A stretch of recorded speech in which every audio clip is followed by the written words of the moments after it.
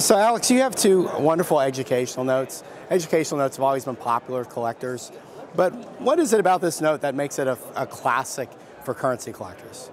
Okay, I'm going to start with this note. This is a high-grade educational note from 1896. It's a $1 silver certificate, and these were produced to educate the country. Like people that lived on the coast had museums, but people that lived in the interior parts of the United States had seldom access to the museums. So the government produced these notes as an example of fine art and so on. And they were in circulation for a short period of time, just 5 years or so. As I said, this was 1896. Now, this particular note is also a legal silver certificate educational note, but it's lower grade.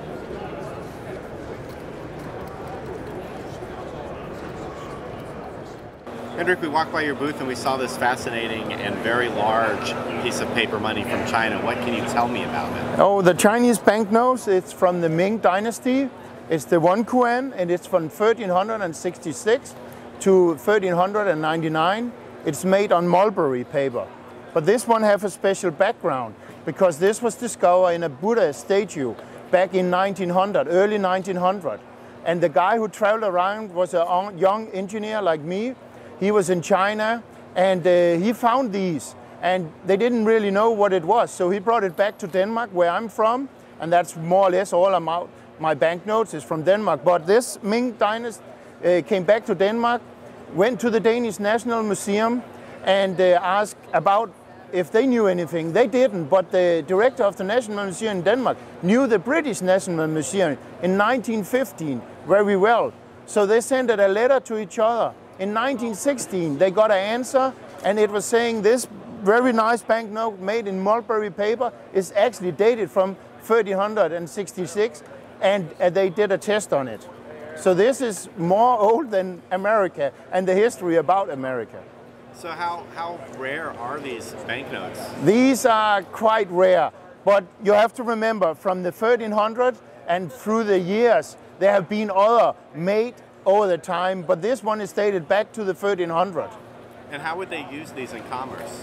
They used them as blessing the gods, and they put them in the Buddha figures, and I don't think they really traded with them, but it's considered the first banknote of the world.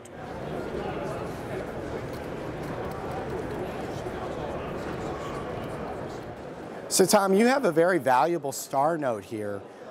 Star notes obviously are replacement notes that happen when the Bureau of Engraving and Printing has an error in their production run, but usually star notes aren't as valuable as this one. So what makes this note special? They had good quality control. They made very few errors.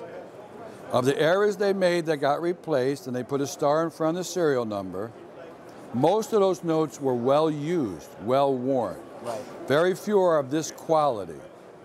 Now there are two notes finer than this note, and we just found out about a finer one today. Right. This note would cost $28,000. They are very hard to come by, so here you're combining quality and rarity. So why do currency collectors like collecting star notes?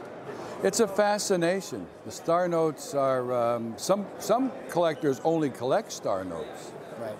I think part of it is the scarcity of the stars. They just seek, you know, harder notes to find.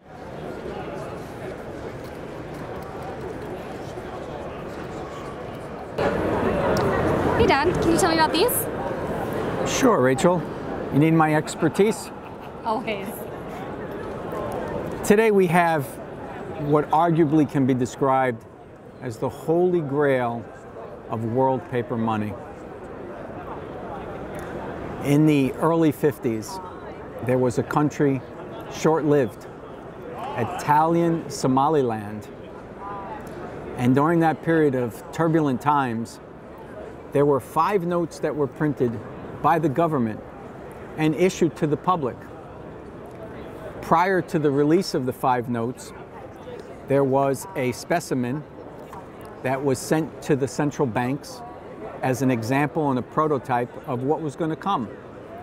A close-up of the note will show the artistic detail an advanced technology in 1950 that shows the roaring lion, the proud roaring lion, inscribed on one side, and the hologram of the same representation through the paper. When one puts the note up to the light, the lion transcends exactly as it's depicted on the other side. So this specimen was issued as an example of what was going to be issued by the government months later, and an example is here, exactly like the prototype specimen, without the word specimen written on the front of the note.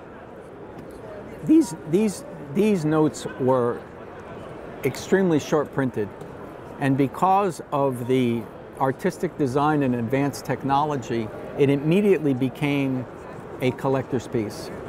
Today, a note like this, in its quality, one of very few known, would be valued in and around $50,000. Wow. So what happened to Italian Somaliland? It was quickly dissolved and absorbed into other countries in that area, and government ceased to exist, and the only thing that remained was the short-lived print run of 5 specific notes.